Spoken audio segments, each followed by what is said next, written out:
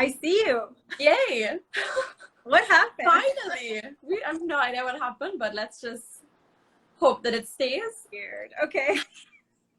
Let's not jinx it now. Thanks Let's not talk about it. It's working, so let's just keep going. Okay. Great.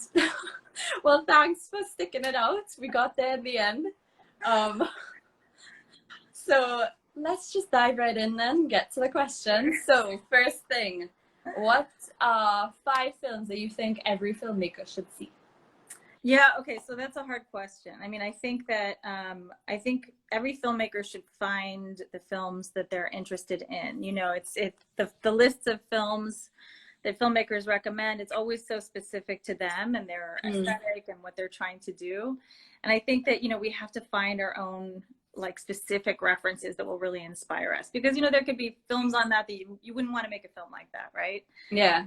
But I think that, you know, we should study the classics. You know, we should look at, you know, Tarkovsky, Fellini, Mombiti. I'm not just talking about the Western classics. I'm talking about, you know, Roy and worldwide classics. But also, I think that it's our responsibility to look at films that are breaking convention in some way, that are doing it thematically or visually or subject matter or structurally, because this is where cinema is. This is the cutting edge of cinema, and this is where we're seeing cinema changing. And I think that's important. We need to know about what's going on the edge of cinema. Mm-hmm. Yeah. Yeah, I mean, and I think that it's also important that we look at the films of our peers, of our colleagues, and see what everybody else is doing and support each other. That would be my answer. Great. Well, also, so how would you describe yourself? Would you say you are a procrastinator or a principal doer? Because I think especially like maybe quarantine lockdown has highlighted one or the other. It has, and I've realized I'm a doer. I get my stuff done because I've written 2 screenplays in quarantine, and I've started another one, and I've had to be, especially since having kids, I've had to be so specific about allotting time to work that it's made me more disciplined. And so I'm very, very disciplined, I have to say. Good. I don't know if I could say the same, so I'm happy for you. It sounds like you've been very productive. So another question we've been asking people is, what is the most joyful part of filmmaking for you? And then also similarly, what is the most dreaded part for you? So the most joyful is being on set and being part of a group of people making something that hopefully is beautiful and enigmatic and joyful. And that process of everybody being part of the same vision, being part of a team, creatively collaborating and enjoying it. That's the best. I love that. Yeah. The magic of being on set. It's magical because it's almost impossible to make a film. You know, it's almost like it's not going to happen, and it's miraculous in that way, because so many things have to fall into place, and so many things have to happen that, you know, there's magic in it. You know, that's what they say, and it's true. And then the most dreaded part is the opposite of that. It's thinking at some point that you're not going to make the film. You know, that whatever point in the process that happens, it can happen in pre-production, production, and even post. You know, what are we doing here? So that's the fear, right? That's the worst thing about it. That possibility. Yeah. That some hiccups might come along the way, kind of thing. Well, hiccups are expected. You know, hiccups happen, and the amount of pre-production that you do and the amount of sort of creative visualizing you do beforehand will help you make good decisions when there are hiccups. There will always be hiccups. There will always be problems. But I'm talking about like serious moments of doubt, you know, and existentialism where you're like, yeah, that almost seems part of being a creative. That kind of, what am I doing? Yeah, because especially when you're a director, you turn around and you see everybody looking at you like, what do we do next? And you have to know the answer. You know, you have to think. You have to be prepared when you're on set to know that answer. Yeah. Great. Well, also, so, I mean, similar to, I guess, being the magic of on set, what has been your favorite scene or moment to film, or what kind of stood out to you? Like, what moment on set has kind of been stamped in your memory forever? Gosh, I think that every scene has changed me profoundly in some way, you know, that it's that magic that is there, that is specific to that scene. I mean, there've been memorable scenes, like there's a scene in Moko Jumbie with the protagonist Asha and her uncle, played by Dino Miraj, on the beach, where they're talking about their ancestry and their family and life and death, and it was such an emotional scene, and the performances from the actors were so strong that it was really incredible to shoot that. But that's not the only scene, you know. There's so many other scenes that were wonderful and interesting in their own way. Mm-hmm. Can't really say. All of them. All of them, really, all of them. Yeah. So also, yeah, so you just mentioned Moko Jumbie, and so also Jeffrey's Calypso are both in Trinidad, and I know you have Trinidad heritage and stuff, but I guess I want to know, how important was it for you to do those projects in Trinidad and to see those happen? Like, what did that mean for you, and to tell those kind of stories as well? Yeah, it's a really great question. I mean, you know, as filmmakers, we're creating an imaginary world, right? We have this idea in our head, and somehow we are able to speak that idea into it becoming tangible, it becoming something that stands in front of us and lives independently of us and lives beyond us, right? Mm-hmm. Theoretically speaking, right?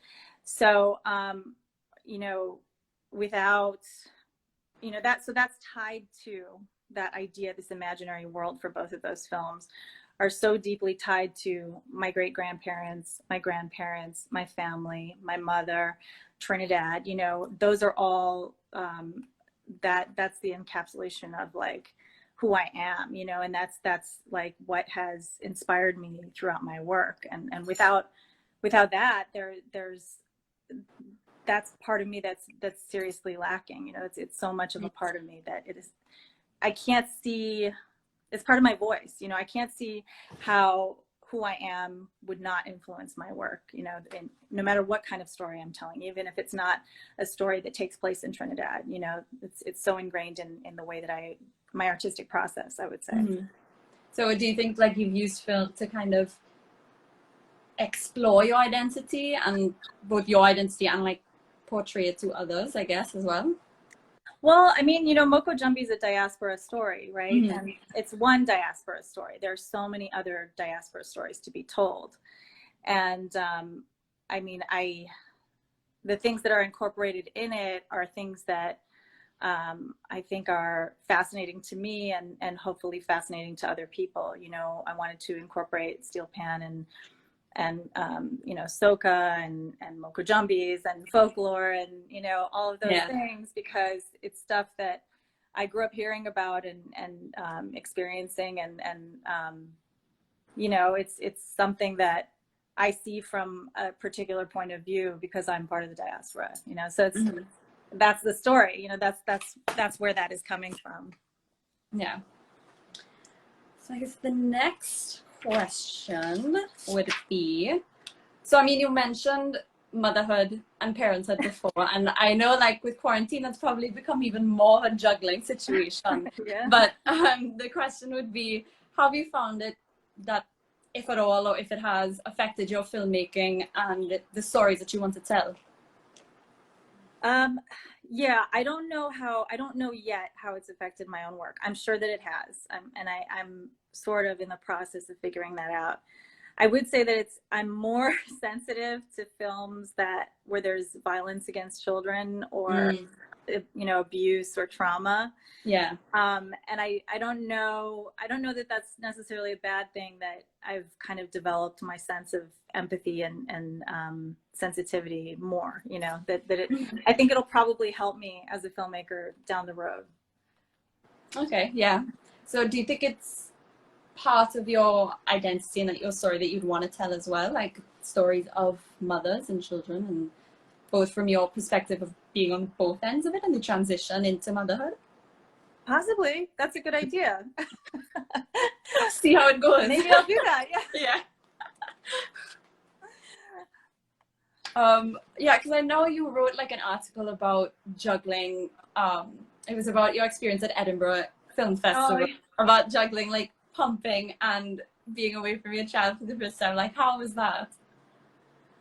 It was weird. It was weird. It was because it was I think it's like it's not the same anymore, even though it was only a couple of years ago. I think it's becoming more acceptable to be overt about things like that. In But public, yeah, but I still had like my hangups about it, you know, as you can see in the article. But yeah, I mean, it's kind of new territory, and it's good, you know. It's like it's becoming more public. It's becoming the idea of women doing, you know, being mothers and being new mothers specifically, and still going out on festivals, still, you know, talking about their work, still having this professional life seems obvious. It seems like it shouldn't be such an issue, but I think it's becoming less of an issue, hopefully. I'm looking optimistically. Yeah, definitely. I mean, the conversations are happening much more, which is always a good thing to see as well, you know? Yeah, for sure. So the next one is about hyphenated identity.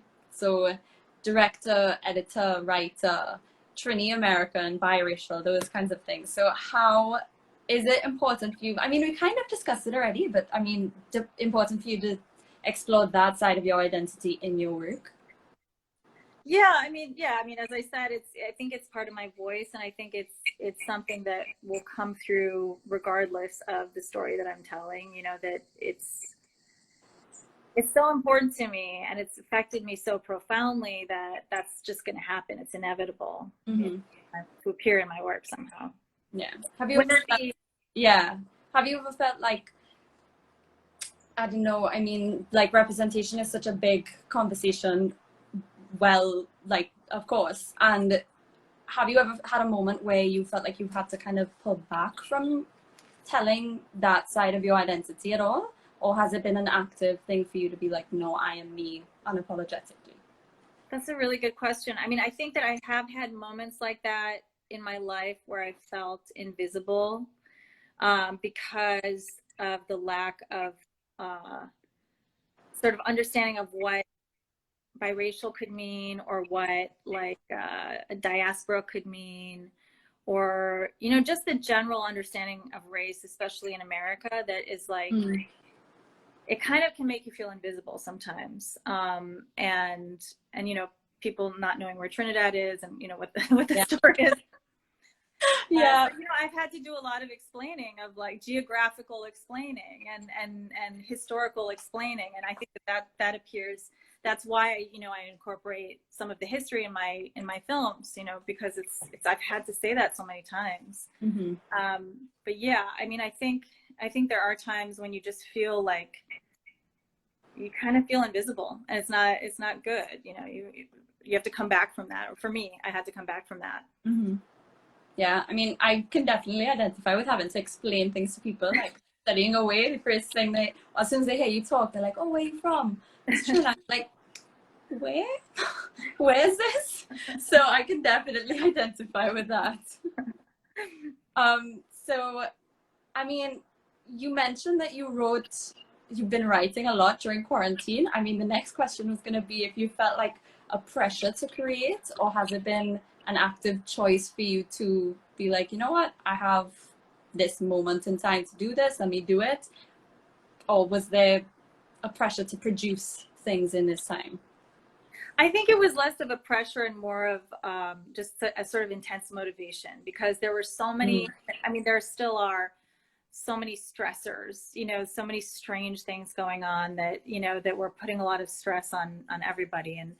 And for me, it was just like, I was inspired to, I felt like I would burst, you know, if I didn't do something, if I didn't write, or if I didn't, even if it was bad, you know, just like start writing. Active.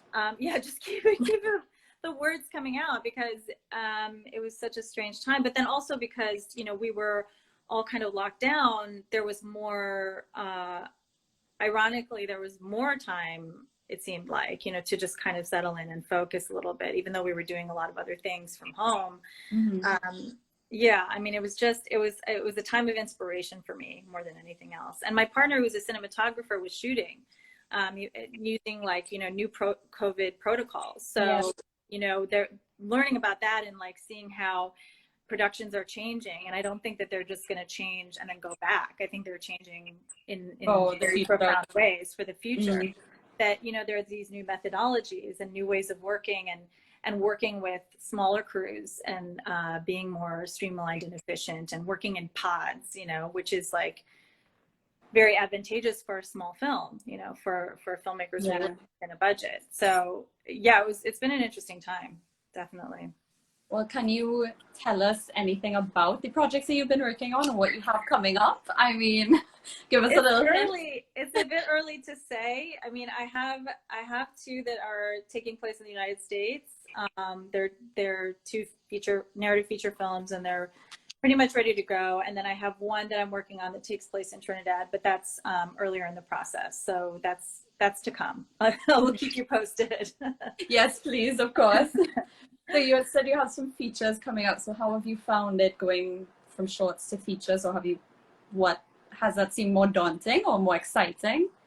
No, because at a certain point you might as well make a feature. You know, it's like, especially like the short that I made, I should have just made a feature. It was like basically a feature. It was like 25 minutes. So yeah, I don't really think at this point in time, it's good to make shorts, but I think that if you feel like you can make a feature, you should make a feature. Go for it. Yeah. Well, today is International Women's Day. And so we just want to see if you have any words of advice for your fellow filmmakers, for your fellow female filmmakers especially. Yeah, I do. Yes. There will always be a million reasons why you shouldn't make a film, right? It's totally impractical. But, and people will remind you. People will continue to remind you of the reasons why you shouldn't make a film. And you'll see that everywhere you turn. And you have to persevere through that. You know, you have to not be discouraged. And you also have to really have a clear sense of sort of who you are and what your vision is for the project.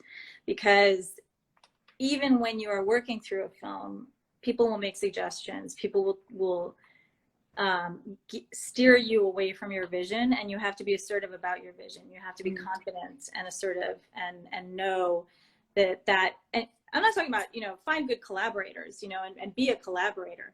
But when it comes down to sort of like the ultimate decision of things, you have to really be steering the ship. You have to have a very clear vision and be assertive about it and insistent upon it. Another thing that was happening like 5-10 years ago was everyone I met assumed that I was almost 100% of the time, assumed that I was making documentaries. And it became a thing where, you know, one time I was being introduced, and part of the introduction was saying that I was in Trinidad to make a documentary. And I politely interjected and I said, no, I'm actually making a fiction film. And they cut me off and they said, well, half fiction, half documentary. And so they actually corrected me on what I was making. Your own position. Your own art. Yeah. And that, to me, I have great respect for documentary filmmakers. So it's not about that. But what it's about is that because of who I was, that shaped the perception of what I could possibly be doing, you know, what I could possibly be making.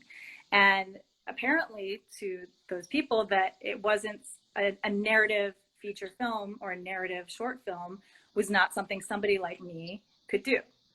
And so that seems to have changed. You know, I think it was just so funny. It happened over and over, and for years, not for like a short amount of time. But it seems to be changing. You know, there are a lot of female directors and people who are working in film that are very successful, that are making films. You know, I see my friends and colleagues just doing fantastic things, and, you know, close to being nominated for an Oscar. Another friend has a film that just got picked up by Higher Ground, which is Obama's production company or distributor. Yeah. And, you know, things are happening for female filmmakers, which is great. I hope it continues that way, and I hope it continues to be a good time and increases the exposure and the recognition that we have. Mm-hmm. Yeah, because I know you mentioned before, like, this thing about being a female filmmaker and taking risks, or not feeling like you're allowed to take some risks. what has been your experience with that, and what are some of the risks that you want to take or that you maybe wanted to in the past but stepped back from in the moment? Oh, that's a good question. I mean, I think I don't know if there's been specific risks, because I have made some pretty strange films, deliberately strange films. Mm-hmm. I mean, I would say, you know what it was for me? It was the Moko Jumbie came out so so bizarre in a way that I wanted it to be bizarre, because I had been discouraged before for really exploring my voice and kind of incorporating all of the aesthetic elements that I wanted to, and like the thematic elements. And I think that's what happened with that film. That's the reason the film took so many risks in that way. So I would say I just want to continue to be able to keep taking risks and be trusted as an artist, and as somebody who has a vision that can produce something strong, you know, that get, you know, take the same risks that men take the same risks that male directors are able to take, and be trusted. Mm-hmm. Yeah, I mean, I'd love to hear it. I mean, it's always great to speak to another female filmmaker, but especially, I mean, yeah, just take your stand, use your voice. It's always one thing to hear it and another thing to do it. Yeah. So, true. you know, do you have any advice to do it, or is it just to do it? Prepare yourself so that you can back up what you're saying and what you're planning to do, and give yourself time to feel unsure, and also give yourself time to be very confident, and also when you're unsure, you know, find good collaborators, ask questions. Don't be afraid to say, I don't know the answer. Let's figure it out. Let's work it out. Let's, you know, explore this idea. But yeah, I mean, it's just, if you believe in something, you gotta go for it. Yeah. Well, thanks so much for chatting with me and sticking out the course when we were organizing all the tech stuff in the beginning. This is my first Instagram Live, so I was in very new waters, so thanks for that, and thanks for everyone for watching. I mean, I know I kind of didn't get to do my intro in the beginning of this, so I'm a bit backwards, but every Monday at 5 we do limin live chats with industry professional creatives about the business, their experiences, and it's sponsored by Republic Bank. So thanks Republic Bank, and thanks Vashti so much for joining us. Thanks so much for having me. Yeah, it's been great talking with you. And so next week we have Trevon Jagmohan. He will be speaking with Camille. So yeah, I hope you could join us then, and hopefully it starts off a bit smoother, but we got there in the end. Yep. So thanks, Vashti. All right, thanks. Bye. See you.